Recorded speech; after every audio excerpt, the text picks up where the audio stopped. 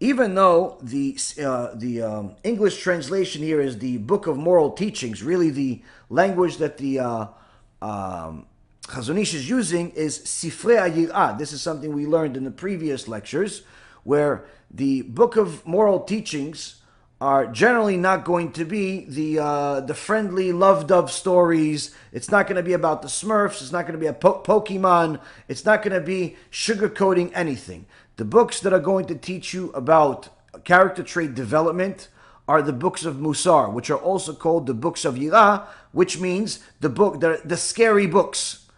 Why the scary books? Why are the scary books the ones that are going to teach me how to behave better? Because the scary books, i.e., the books of Musar, are going to tell you first and foremost the consequences of not following the law, the consequences of not developing your character. Just like we learned in last week when we heard that really the original candidate to become the lineage of Yehuda that the Mashiach was going to come from was Eliav. Eliav, the oldest brother of David HaMelech. But Eliav, although he was beautiful, he was smart, he was clever, he was strong, he was literally perfectly fit to be the next king, to be the one that the Mashiach is going to come from, Hashem passed him over. He did not choose him. Why? Because Eliav tended to have anger. And Hashem did not want an angry leader leading his people, and that's why he was passed on when Shmuel came to choose the next king by putting the special oil on them. When he tried to put the oil on Eliav, the bottle miraculously made all of the oil disappear.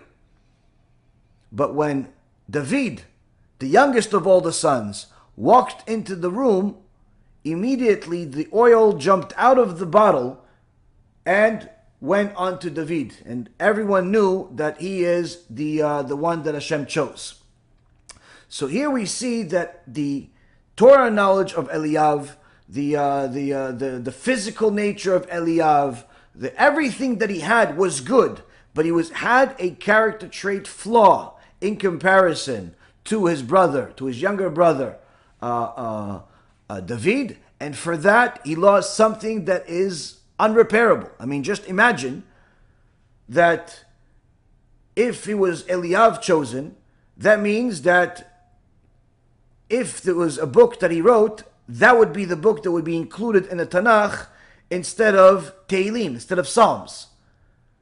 If there was the stories about the continuation of the lineage, it wouldn't be stories about the son of David, Shlomo, but rather the sons of Eliav.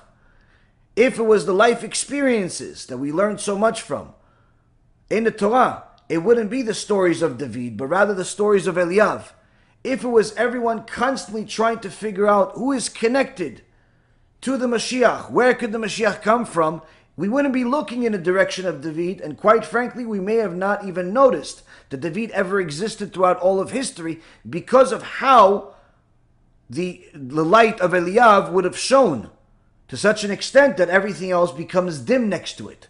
But that shiny light literally was almost turned off in a spiritual sense because of that character trait flaw.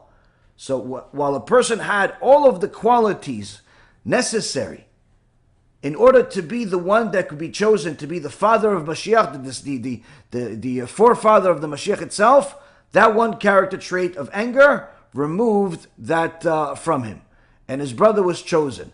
Now, of course, Hashem is perfect and obviously always makes the perfect choices, but this, the sages teach us, is how much a person has to look at each and every character trait flaw when you realize what's on the line. It's not that it's just your marriage could be hurt by your anger, or your relationship with your children could be hurt because of your stinginess, or your relationship at work could be hurt because of your arrogance. Customers may run away from you. You may not end up getting the promotion. Sometimes a boss doesn't want to give the promotion to the most arrogant guy. Even if the most arrogant guy is the best at what he does, nobody wants an arrogant person to be a leader of his people because they know that naturally this type of trait hurts others. They're in essence building themselves by walking over everybody else's corpses. So it's a trait that is detestable by most normal people. So that character trait that could have gotten you, the type of ambition that you needed, or the type of motivation that you thought you needed in order to succeed, could also lead to a lot of failures. So a person, when he thinks, okay, you know what, maybe it's not worth it to be a prideful person, maybe it's not worth it to be a stingy person, or a lazy person, or an angry person, but, worst case scenario, it'll hurt this one relationship, but that's where it's contained. Here the Torah is trying to teach us that no, it's much more than you can possibly imagine. Eliyav was a very smart person. Eliyav understood that he had the potential to be the next king. He had everything that you possibly needed for a king. But the last thing on his mind that he would ever think was that this one trait weakness that he had, it wasn't like he was some angry monster beating up people in the street, but it was according to his level, a character trait weakness. That when he expressed anger, when David came to see them at the camp when they were going to war, that was already too much. Anger expressed, Hashem says, no, a person like this cannot be my leader. So in his wildest dreams, or perhaps in his biggest nightmares, you would have never imagined that he would lose all of that just for that character trait. Imagine how much a person would lose just for having not just anger, but also a lot of the other weaknesses. And at the same token, how much a person can gain by developing those character traits and perfecting them. So this is some of the stuff that the books of Musar teach us, where they're not going to tell you, listen, it's good for you to be generous because people will like you. It's good for you to be friendly because you'll have more friends. It's good for you to not be angry because no one's going to get scared from you. That's not what you're going to find in the books of Musar. The books of Musar are going to capitalize on the number one motivating emotion that a person has, every person has, which is fear. Fear is the one emotion that drives people to do most of what they do in life. Fear is what drives you to work. Fear is what drives you to marriage. Fear is what sometimes drives you to have kids, and sometimes what to have a divorce, and sometimes to eat, and sometimes to exercise. And whatever you do, generally speaking, has some type of fear built into it, even if you don't realize it. Many times people think, no, I just like to look good. Why do you like to look good? Why do you spend an hour and a half, 2 hours a day in a gym? Why do you want to look good? The reason why is because you're afraid that people will mock you. You're afraid that people won't look at you. You're afraid that you may miss out on certain opportunities, whether it's employment opportunities, relationship opportunities, and so on and so forth. So a person could literally invest an hour and a half, 2 hours a day or more, exercising without really realizing the root of what's motivating them to actually exercise. And the same goes with their work. Sometimes a person could literally spend their entire day working and whatever it is that they're doing, because they'll tell you, listen, I want to be successful. But why do you want to be successful? Oh, I want to buy big things. Why do you want to buy these things? Well, who needs more than one house? I mean, technically, even if you are a billionaire, you still have to sleep in one bed. Can't sleep in two beds. So even if you have 50 houses, you can only use one at a time. And in fact, even in that big house that you have, you can only use one bedroom at a time.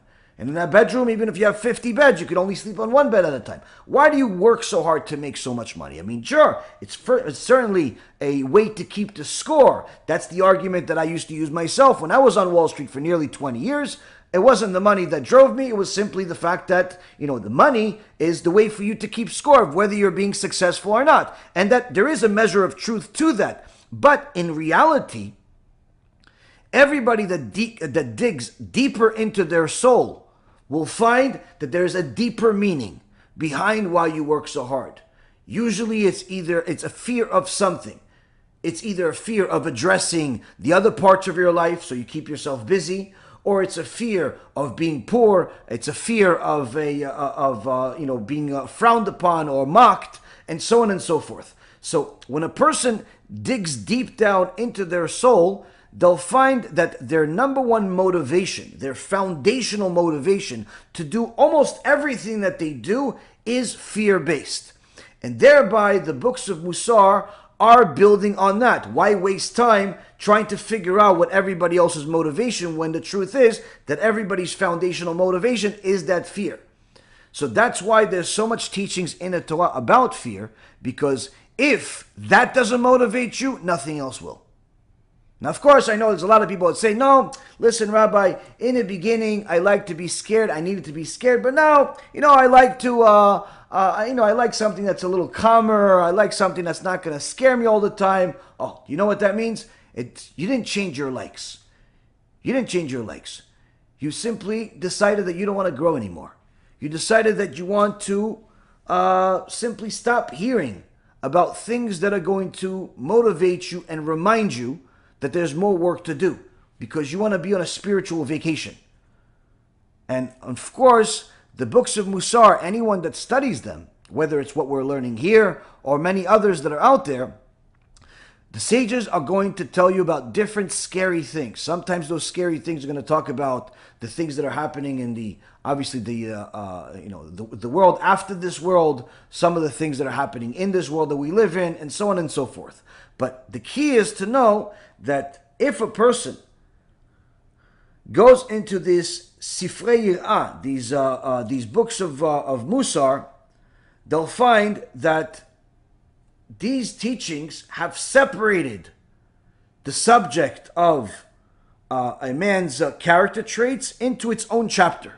Meaning that what they're trying to tell you is that developing your character traits requires a set amount of time, a set amount of attention, a set amount of dedication from your life in order for it to work. Because you can't just passively work on your, anger problem. You can't just passively work on your laziness problem. You can't just passively work on any one of those character trait flaws.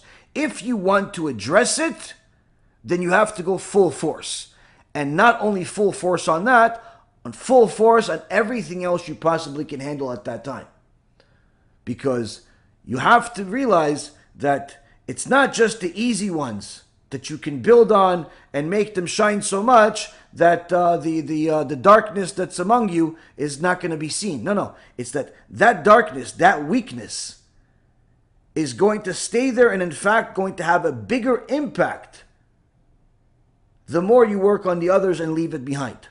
So the Chazon Ish is telling us that the Baalei Musar, the people, the sages that taught Musar, wanted to get our attention by telling us that this character trait development is a separate teaching of its own, but he says the truth is that the traits are not really a separate reality.